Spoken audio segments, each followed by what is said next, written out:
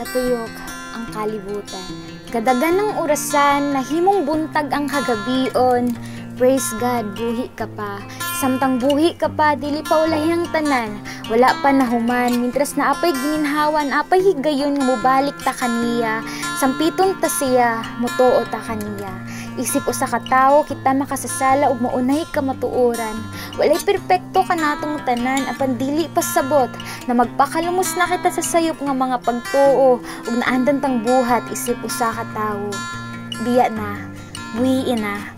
Ayaw na ipaabot nga masakitan ka pa, nganong pugnan mo ng maayo, nganong pasudlon mo man ang kangit-ngit sa kasing-kasing mo.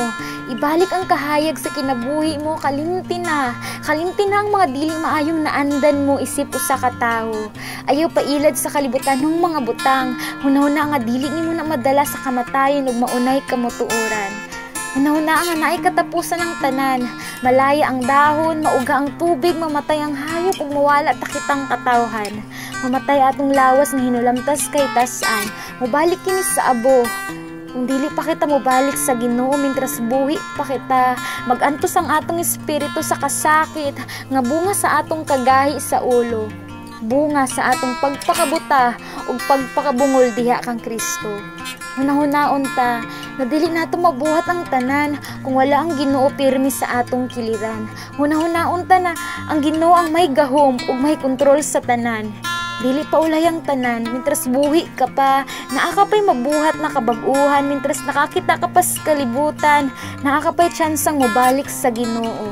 Nga mao ang makagagahom ug ang amahan sa tanan. Naapay oras, naapay chance. Balik na, mintras buhi ka pa. Balik na ug salig na kaniya. Pangitaas siya, panuktok kaniya, alagari siya. Higugma ang tiunay nga minghigugma sa atoa. Higugmaa siya, balik kaniya. Ayaw palingla sa tingog sa daotan kay dili siya ang nanag-iya kanimo ug kanato mga kaigsuunan. Usara ang atong Dios ug mauna ang makagagahom na amahan sa kalangitan.